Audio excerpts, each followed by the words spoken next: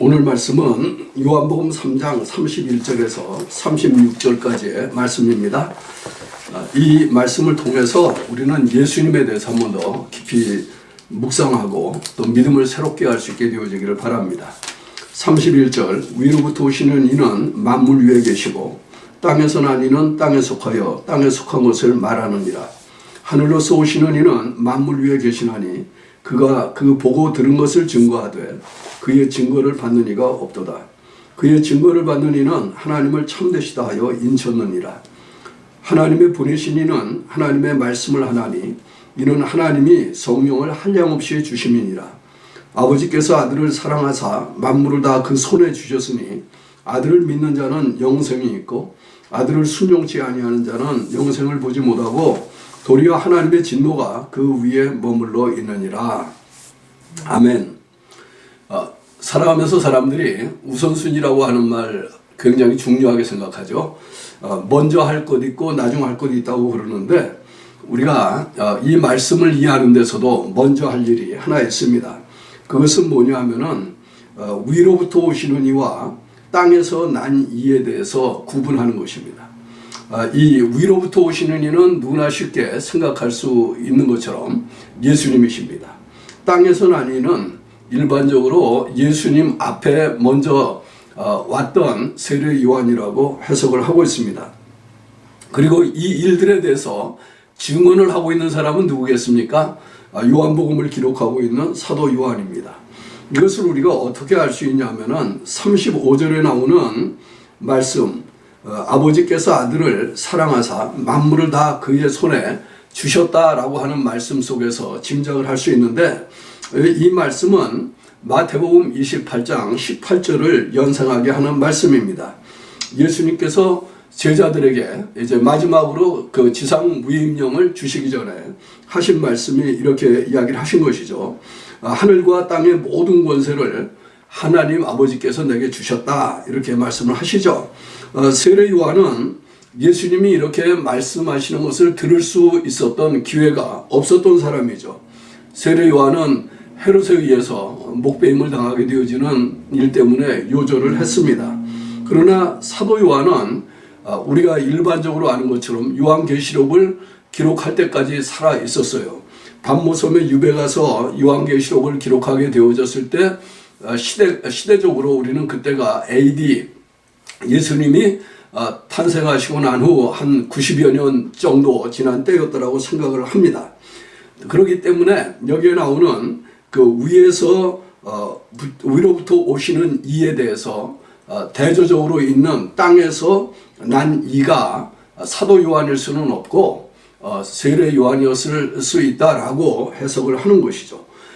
그렇게 땅에서 난 이와 위로부터 오시는 이에 대한 대조 속에서 사도 요한은 그 위로부터 온 예수님이 어떤 분인가 라고 하는 것을 기록을 하고 있습니다. 물론 요한복음은 1장 1절서부터 예수님에 대한 증언을 하고 있는 말씀이고 마지막 절까지도 예수를 하나님의 아들로서 증언하는 말씀입니다.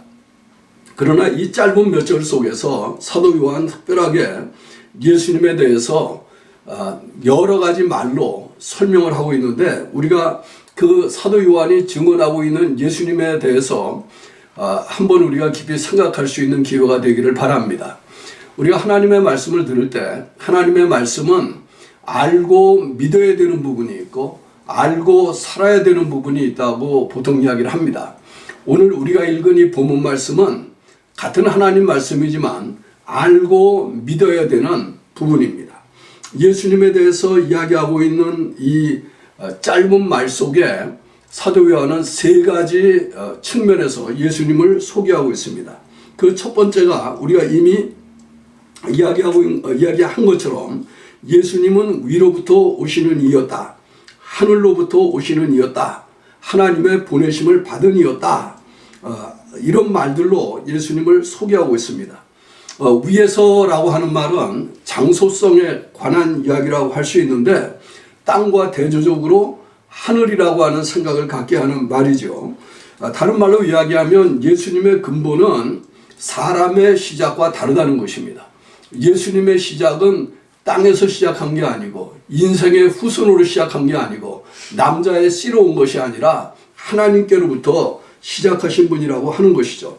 이것을 우리가 죄와 연관을 시킨다고 하면 남자의 후손으로 온 아담의 후손으로 오는 모든 사람들이 다 죄인이라고 죄라고 하는 이 영향력 아래서 자유할 수 없는 사람들이었다라고 얘기한다면 예수님은 그 죄와 상관없이 세상에 오셨던 분이라고 하는 것을 선언하는 말씀이에요. 예수님은 위로부터 오셨기 때문에 인간의 허물과 죄를 담당하기에 합당할 만큼 의로우신 분이고 죄와 상관이 없으신 분이었다는 겁니다. 뿐만 아니라 예수님께서 장소성에 관한 이야기를 하는 게 아니라 위로부터 오셨다라고 하는 이야기를 할 때 그 존재성을 놓고 이야기한다고 하면 예수님은 초월적인 존재로서 하나님이셨다라고 하는 것을 암시하는 거예요. 예수님은 하나님이셨다는 말입니다. 하나님께로부터 이 세상에 온 삼위일체 중에서 성자라고 하는 것을 사도 요한이 밑에 깔고 이야기하고 있는 것이죠. 위로부터 오시니 아버지 하나님께로부터 보내심을 받은 자, 그래서 아들이라고 하는 말로 불리울 수 있었던 분이 예수님이다, 이렇게 이야기를 하고 있어요. 여러분들, 우리가 예수님을 믿는다라고 하는 것은 그런 뜻에서 우리의 죄의 문제를 완전하게 감당해 주실 수 있는 그분을 믿는다는 뜻이 돼요. 왜냐하면 그분은 시작이 이 땅에 속해 있지 않고 이 존재의 근원이 하나님께로부터 말미암은 분이기 때문에, 다시 말하면 하나님 자신이기 때문에 인간의 몸을 입고 이 땅에 오셨을지라도, 예수라고 하는 이름으로 살기는 했을지라도 그분은 하나님으로서 우리의 죄를 용서해 주실 수 있는 모든 조건들을 갖추고 계셨던 분이라는 것입니다. 그래서 우리가 예수를 믿는다고 할 때 여러분들은 사도 요한이 이야기하고 있는 것처럼 정말 예수님은 하나님께로부터 말미암은 하늘로부터 땅에 내려온 그 시작과 기원과 존재의 뿌리가 완전히 인간과는 다른 분이라고 하는 것을 깊이 묵상하시고 생각해 보실 수 있게 되어지기를 바랍니다. 두 번째는요, 이 두 번째 측면에 있는 말씀들은 다 성부와의 관계뿐만 아니라 예수님께서 성육신 하신 분이다라고 하는 것을 강조하는 말씀들이에요. 그래서 하나님의 보내신 하나님의 보내신 이는 하나님의 말씀을 하는 분이다, 이렇게 얘기를 하죠. 이 하나님께로부터 보냄을 받은 이 예수님은 하나님께서 그렇기 때문에 성령을 한량없이 주신 아들이라고 이야기를 하는 거예요. 그리고 그 아들에게 하나님께서 만물을 다 그 손에 맡기셨다라고 이야기를 하고 있습니다. 여기에 보면 첫 번째 앞부분에 이야기할 때 사도 요한이 강조한 것은 예수님의 그 기원이, 존재의 뿌리가 어디에 있었나라고 하는 것을 이야기한다고 하면, 두 번째로 이야기하고 있는 것은 그 주님께서 말씀하시는 말씀의 성격이 어떤 것인가 라고 하는 것을 강조하고 있습니다. 그래서 이 말씀 자체가 세상 사람들 가운데서 만들어낸 이야기가 아니라는 거예요. 말씀 자체가 하나님께로부터 온 것이라는 것이죠. 그리고 예수님이 전하신 이 말씀들은 세상에서 보고 들은 것을 전한 게 아니라 하나님 나라에서 하나님께로부터 듣고 하나님 나라에서 본 것을 전한 것이라고 하는 것이에요. 그래서 예수님께서 하시는 말씀들은 다 성부에게서 들은 것이라고 말씀을 할 수 있고, 또 예수님께서 본 것들은 다 하나님께서 이루시고자 하시는 하늘나라에서의 경륜과 계획과 장차되어질 모든 일들에 대한 것이었다라고 말씀을 할 수가 있다는 것이죠. 유감스러운 것은 뭐냐 하면은 그 예수님께서 이 땅에 오셔서 그 주님이 성부 하나님에 대해서, 자기에 대해서, 하나님께서 자기의 삶을 통해서 인류를 구원하시려고 하는 구원 계획에 대해서 말씀을 전하실 때에 그 예수님의 말씀을 듣고 믿는 사람들이 없었다라고 하는 거예요. 받는 사람들이 없었다. 그래서 사도 요한은 여기에 이 말씀을 이야기하면서 그 증거를 받는 이가 없도다, 이렇게 탄식처럼 언급을 하고 있습니다. 그가 하늘로서 오시는 이는 만물 위에 계시나니 그가 그 보고 들은 것을 증거하되 그의 증거를 받는 자가 없도다. 이렇게 이야기를 하고 있는 것이죠. 사실 요한복음은 1장 이 시작이 되면서부터 어둠이 빛을 깨닫지 못하더라. 하나님께서 그 아들이 세상에 오셔도 또 자기 백성에게 왔어도 그를 영접지 않더라. 그러나 영접하는 자, 그 아들을 믿는 자들에게는 하나님의 아들이 되는 권세를 주겠다. 이렇게 말씀하시는 말씀으로 1장을 시작하시죠. 요한복음 전체 흐름을 놓고 보면 하나님의 백성이라고 일컫던 그 많은 사람들이 정작 예수님께서 메시아라고 하는 것을 증거하고 하늘로부터 내려온 생명의 떡이라고 하는 것을 증거했을지라도 사실은 그 예수님을 배척하고 떠나는 장면들을 우리가 볼 수 있습니다. 뿐만 아니라 궁극적으로는 그 예수님을 십자가에 못 박아 죽는 일에 내어주게 되어지죠. 저는 여러분들이 이 말씀을 생각할 때 한번 마음속으로 이렇게 생각해 보실 수 있게 되기를 바라요. 여러분들은 정말 예수님께서 우리를 위해서 이 땅에 오셔서 우리의 허물과 죄를 대속하시고 십자가에 달려 죽으심으로 대속하시고 구원하셔서 우리를 죄로부터 자유하게 만들어주신 하나님의 아들이라고 하는 것을 진심으로 믿고 신뢰하고 따르고 있는가라고 하는 것이죠. 여기 보면 사도 요한은 이 예수님을 성부와 연관을 시켜서 이야기를 합니다. 그렇기 때문에 요한복음에서는 끊임없이 예수님께서 말씀하실 때에 내가 이 세상에 온 것은 아버지의 뜻을 행하기 위해서 왔다. 이 말씀을 반복하셔요. 그리고 아버지의 뜻은 마지막 날에 그 하나님께서 아들에게 주신 그 사람들을 다 다시 살리는 것이다. 이렇게 얘기를 하시죠. 여러분 그걸 정말 믿습니까? 예수님께서 예수님을 믿는 모든 사람들, 아버지께서 인도하셔서 그리스도 안에 들어오게 한 모든 사람들을 마지막 날에 다시 살리도록 하는 그것이 아버지의 뜻이라고 말씀하시는 그 예수님의 말씀이 참이라고 믿으십니까? 거기에 우리의 소망이 있다는 것을 믿으십니까? 마태는요, 그 복음서를 기록할 때에 구약에 나오는 선지자들의 예언을 중심으로 해서 그 예언의 말씀이 어떻게 성취되어졌는가라고 하는 파라다임 속에서 예수님이 메시아라고 하는 것을 증언했다면 사도 요한은 아버지와 아들이라고 하는 관계 속에서 삼위일체의 관계 속에서 아들이 하나님께서 이 땅에 보내주신 인류의 구원을 위한 메시아였다라고 하는 것을 증언하고 있는 것입니다. 뿐만 아니고 사도 요한은 이 이야기를 단순히 성부와 성자 관계에서 끝나게 하는 것이 아니라 성령도 그 속에 들어오도록 하시죠. 그래서 이 아들은 하나님께서 이 아들에게 성령을 한량없이 부어주신 분이다. 이렇게 이야기를 하고 있습니다.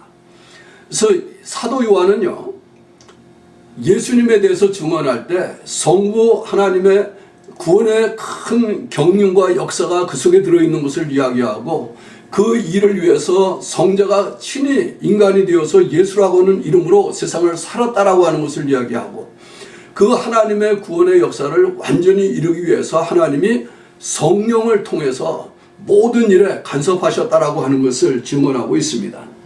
그래서 저는 여러분들이 이 말씀을 들을 때 사도 요한이 강조하고 있는 점들을 한번 깊이 생각해 볼 수 있게 되어지기를 원해요. 왜냐하면은 한쪽에서는 예수님의 증거를 받지 아니했지만은 다른 한쪽에서 그의 증거를 받는 사람들은 어떤 사람들이었다라고 설명을 하냐면은 33절에 그의 증거를 받는 이는 하나님을 참되시다 하여 인쳤다라고 이야기를 하고 있어요. 예수 그리스도의 말씀, 예수님께서 성부 하나님에 대해서 하시는 말씀, 성령 하나님에 대해서 하시는 말씀, 예수님이 하늘에서 본 것과 아버지 하나님께로부터 들은 것을 전하고 있다라고 하는 것이 사실이다, 참이다 이렇게 이야기하고 있는 사람들은 성부 하나님이 그 하나님이 참되신 분이라고 하는 것을 인친 사람들이다 그랬어요. 여기서 인쳤다라고 하는 말은 도장을 찍다는 말이에요. 도장을 찍다라고 하는 말은 무엇을 얘기합니까? 일반적으로 우리가 쉬운 예를 들면 집을 살고 파는 계약을 할 때 계약서에 도장을 찍지요. 그것은 약속이에요. 이 집을 사고 팔았다라고 하는 약속의 증거죠. 성경에 나오는 표현을 빌리면 이 인이라고 하는 것은 언약의 표지입니다. 그래서 예수 그리스도의 복음을 전해 듣고 주님의 하신 말씀이 참이라고 믿는 사람들은 하나님이 참으로 그런 분이라고 하는 것을 신뢰하고 그분을 믿고 그분과 언약 관계 속에 들어간 사람들이라고 하는 것을 이야기하는 거예요. 물론 우리가 신약 시대에 나타나는 말씀들을 보면 이 언약 관계를 성립시키는 것이 세례입니다. 예수 그리스도의 복음을 전해 듣고 자기 죄를 회개하고 예수님을 구주로 영접한 사람들은 다 세례를 받으라고 했죠. 세례는 언약의 표시예요. 세례를 받은 사람들은 그렇기 때문에 그 성부 하나님, 성자 하나님, 성령 하나님은 유일하신 하나님으로 참되신 분이라고 인정을 하고 그 하나님과의 언약 관계 속에 들어간 사람들이라는 거예요. 왜냐하면 하나님은 거짓말을 하실 수 없는 분이기 때문이죠. 그렇다고 하면 그 하나님께서 오늘날 우리에게 말씀하시고 약속으로 주신 주 예수를 믿으라 그리하면 너와 네 집에 구원을 얻겠다라고 하는 이 말씀이 그 말씀이 정말 참이어서 우리의 구원을 완전히 확실하게 만들어주시는 말씀이라고 하는 것을 여러분들이 믿고 있는가라고 하는 거예요. 예수를 믿으면서도 종종 구원에 관해서 흔들리고 요동하고 갈팡질팡하는 이런 분들이 많이 있는 것을 보게 되는데 그것은 정말 예수를 믿는다라고 할 때 예수님이 어떤 분인지 또 예수님께서 우리와 맺은 언약의 관계가 어떤 성격을 가지고 성립되었는지를 잘 이해하지 못하기 때문에 그런 것처럼 보입니다. 그래서 세 번째 부분에 대해서 사도 요한이 이야기할 때에는 이렇게 이야기를 해요. 그 예수님을 통해서 아버지 하나님이 정말 구속의 역사를 완성하셨다라고 하는 것을 연상하게 하는 말씀이 35절 말씀인데 여기 보면 이렇게 이야기하고 있습니다. 아버지께서 아들을 사랑하사 만물을 다 그 손에 주셨다 그랬어요. 아들을 사랑하시기 때문에 만물을 다 그 손에 주셨다. 이 말씀 무엇을 연상하게 합니까? 이미 우리가 살펴보았던 마태복음 28장과 맥을 같이 하는 말씀이에요. 하늘과 땅의 모든 권세를 받았으니 라고 하는 말과 같지요. 이것 때문에 예수를 믿는 사람들은 실제적으로 그 예수 그리스도로 말미암아 영원한 생명을 가진 사람이 되었다라고 36절에 말씀을 하고 있는 겁니다. 아들을 믿는 자는 영생이 있고 아들을 순종치 아니하는 자는 영생을 보지 못하고 도리어 하나님의 진노가 그 위에 머물러 있다 이렇게 이야기를 하고 있습니다. 아들을 믿는 자는 영생이 있고 이렇게 얘기했는데 여기서 영생이 있고는 우리식 표현이고요. 원래 헬라어 성경에는 영생을 가지고 있고 라는 뜻이에요. 여기서 가지고 있고 라고 하는 말은 현재형입니다. 현재 예수를 믿는 자들 하나님의 성자로서 아들을 믿는 자들은 현재 영원한 생명을 가지고 있다라고 이야기하는 것이죠. 이게 굉장히 중요한 거예요. 영원한 생명은 미래형이 아닙니다. 영원한 생명은 현재형이고 예수를 믿는 사람들은 이미 그것을 가지고 있다라고 사도 요한이 자기의 입장에서 이야기를 하고 있는 것이에요. 우리가 사도 요한이 이것을 현재형으로 얘기할 수 있었다고 하면 오늘날 예수를 믿는 우리도 현재형으로 얘기할 수 있어요. 예수를 믿는 사람들에게는 영생이 있고 영생을 가지고 있고 이렇게 이야기할 수 있는 것이죠. 흥미로운 것은 믿는 자와 안 믿는 자의 구도로 이 말씀을 하고 있는 게 아니에요. 여기 보면 아들을 믿는 자는 영생이 있는 반면에 아들을 순종치 아니하는 자는 영생을 보지 못하고 그랬어요. 아들을 순종치 않는다는 말이 무슨 말입니까? 불순종하는 사람들이죠. 그러니까 믿는다는 말과 안 믿는다는 말로 이렇게 대치가 된 게 아니고 믿는다는 말과 순종하지 않는다는 말로 대치가 됐어요. 이 말을 역으로 하면은요. 믿는다는 말은 순종한다는 말과 같아요. 믿지 않는다는 말은 불순종한다는 말과 같아요. 그래서 하나님을 믿고 예수 그리스도를 믿는 사람들은 하나님에게 순종하며 사는 사람들이에요. 아들을 믿는 사람은 순종하며 사는 사람이에요. 그 사람들에게는 영생이 있어요. 그러나 아들을 믿지 않는 사람은 불순종하면서 사는 사람들이에요.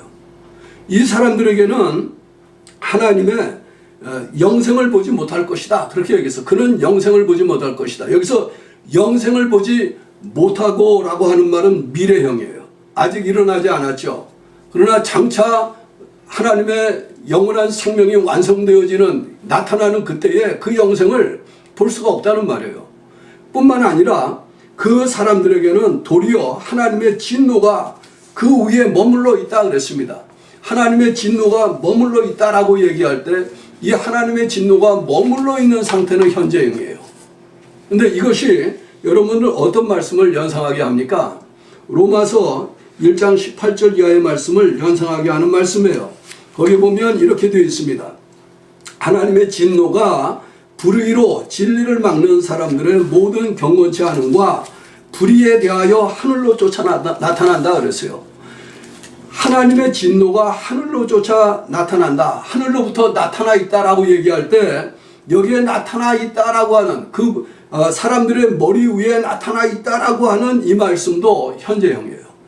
그러니까 예수를 믿지 않는 사람들, 다른 말로 이야기하면 하나님에게 순종치 아니하는 사람들 위에는 하나님의 진노가 장차 나타날 것으로만 되어 있는 게 아니라 지금도 나타나 있다는 거예요.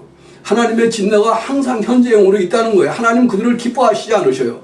하나님이 그들에게 진노하고 계신다는 말이죠. 반면에 예수님을 믿는 사람들은 영생을 가지고 있다는 말이에요. 그 사람들은 그런 뜻에서 하나님의 진노로부터 자유한 사람들이라는 말입니다. 하나님의 심판을 두려워할 이유가 없는 사람들이죠. 그렇기 때문에 이 사람들은 현재 가지고 있는 이 영원한 생명의 능력의 역사를 따라서 하나님의 진노로부터도 자유하고 하나님의 은총과 복을 기대할 수 있고 그리고 장차 나타날 하나님 나라에 들어갈 수 있는 소망을 온전하게 붙잡고 있는 사람들이라는 말씀이 되는 것이죠. 사도 요한은 우리가 예수님을 그렇게 믿기를 원하시는 겁니다. 정리하면은 이렇습니다. 지금 예수를 믿고 사는 사람들은 진정으로 예수를 믿고 사는 사람들은 정말 잘하고 있는 것입니다.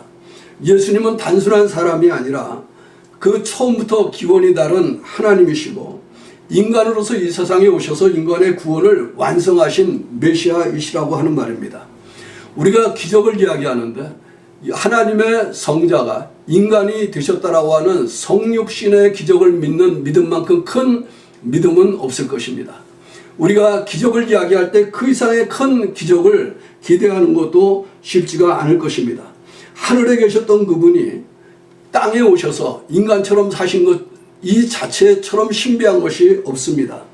영원한 생명을 가지신 그 하나님이 허물과 죄가 있는 인간을 위해서 죽어주셨고 그 죽음의 권세를 깨뜨리고 다시 부활하셔서 허물과 죄가 있는 그 사람들을 예수님 자신과 같이 의로운 사람들로 만들어 주신다라고 하는 이것 이상의 기적이 어디 있겠습니까?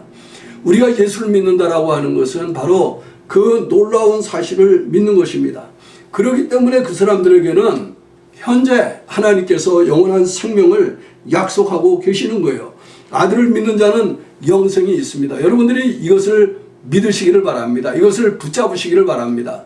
그러면 우리의 구원이 우리가 세상에서 어떻게 살았느냐에 달려있는 것이 아니고 하나님께서 메시아로 보내주신 그 예수님을 믿고 있다라고 하는데 달려있다는 것을 보실 수가 있어요. 왜냐하면 믿는다라고 하는 것이 하나님에게 순종하는 것이고 믿지 않는다라고 하는 것이 하나님에게 불순종하는 것이기 때문에 예수님을 신뢰하고 하나님을 참되신 분으로 인정하고 따라가는 사람이 그 사람이 생명의 영원한 생명에 사로잡혀서 현재를 살 뿐만 아니라 영원한 미래를 사는 사람이라고 하는 이 확실한 소망을 붙잡고 사시는 저와 여러분이 되시기를 원합니다.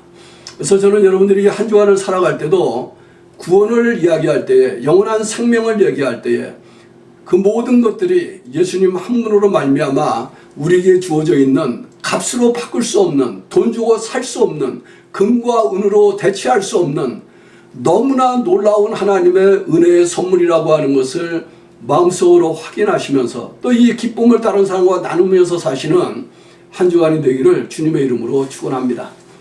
기도하겠습니다.